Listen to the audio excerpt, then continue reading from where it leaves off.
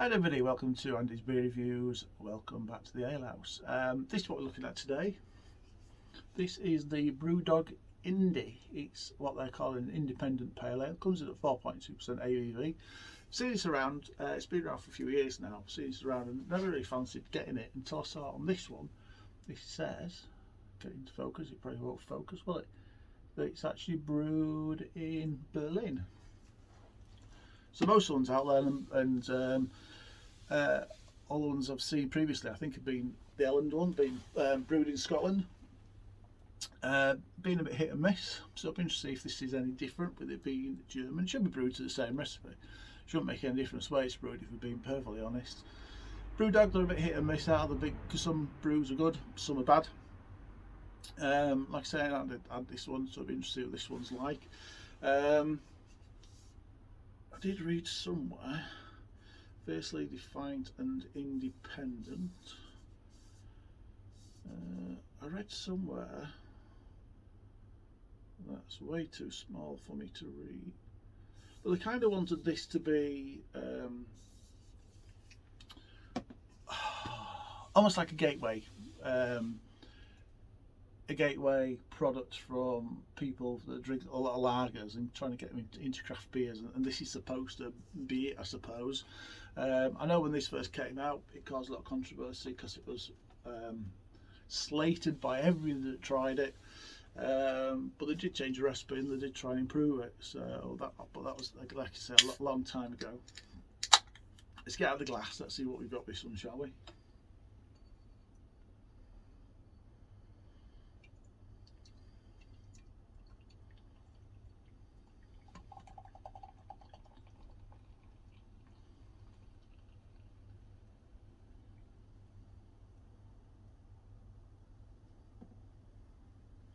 I know it's supposed to be that gateway product between lagers and craft beers, but that has poured very much like a lager. It is slightly hazy, it's straw coloured with a good white foamy head, which looks like it might dissipate quite quickly. But yeah, you know, it could pass as a lager. There's plenty of carbonation going like a lager, but it could pass as a lager, that could pass as a pale ale quite easily. Let's see what the aroma's like, shall we?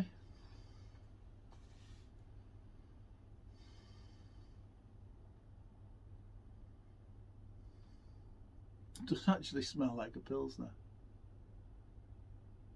It's got a malty aroma, it's got a grainy aroma.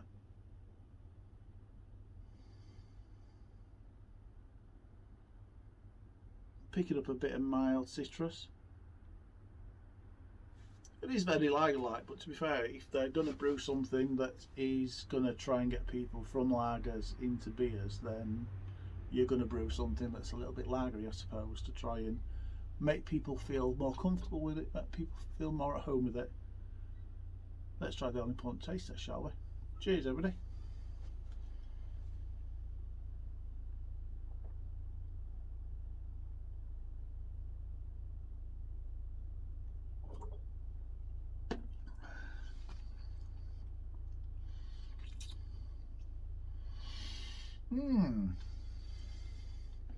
Not sure.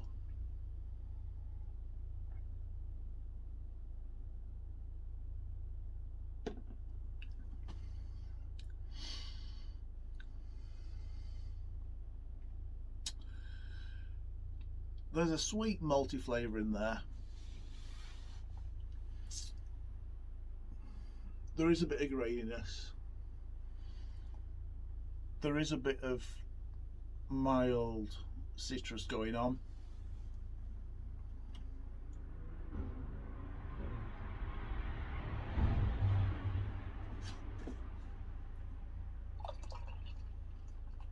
There's some nice gentle carbonation.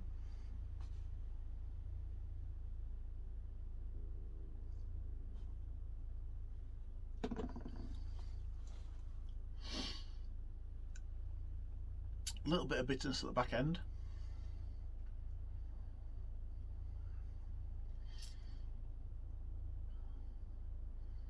Getting some nice lemon zestiness from it at the back end as well, in the aftertaste. This is a strange one. I'm sure it's one that has divided and will continue to divide opinion.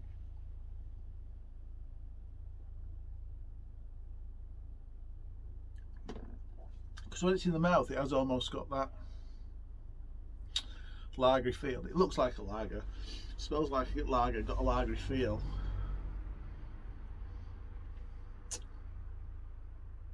But it does, at the back end and the aftertaste, feel more like a pale ale.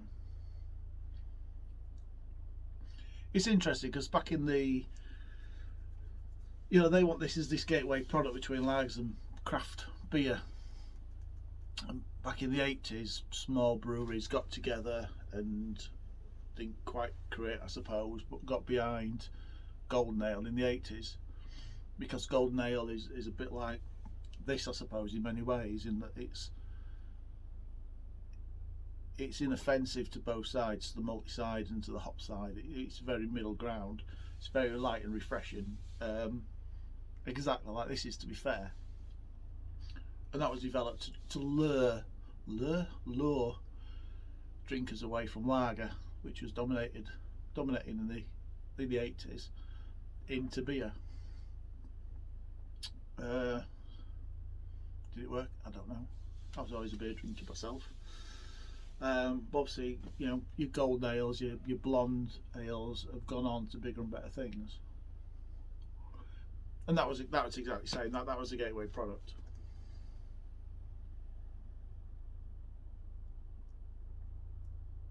And flavour profile wise, not too dissimilar to this.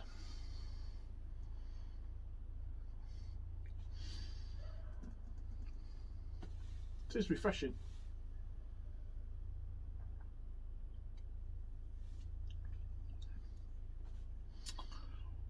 So £1.50, 500ml can, 4.2% for a pale ale.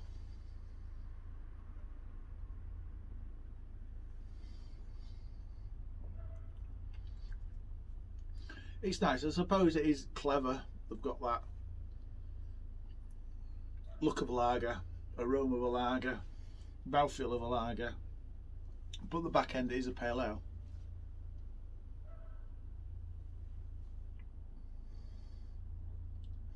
And there is that nice lemon zestiness at the back end and mild bitterness, just giving it that craft beer feel at the back end.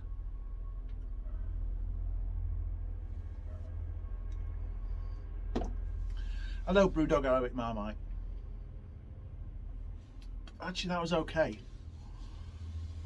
And if that does pull people that drink lager into now drinking or exploring the craft beer market, they're good on them, because I would love more of that to happen.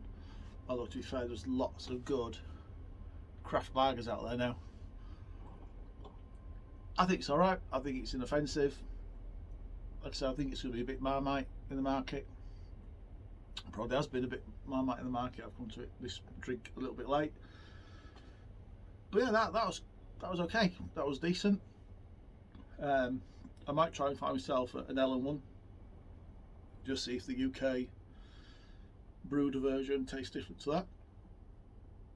I've got a suspicion it won't do. Sorry, it is a bit gaseous. Yeah, I think I'm going to score that. I've got a 7 out of 10. So it's 7 out of 10 from Andy's Beer Reviews. Comment, share, like, comment, subscribe, like, share, comment, all those good things. Do them all if you want to. If you don't want them, don't. Yeah, 7 out of 10. It's not bad. Do you know what? And I might even be tempted to buy that one again, because it wasn't too bad at all. And I think on a nice, that was almost like cellar condition temperature. I reckon a little bit colder, nice hot summer's day, that's going to go down great. Yeah, 7 out of 10. Cheers everybody, take care.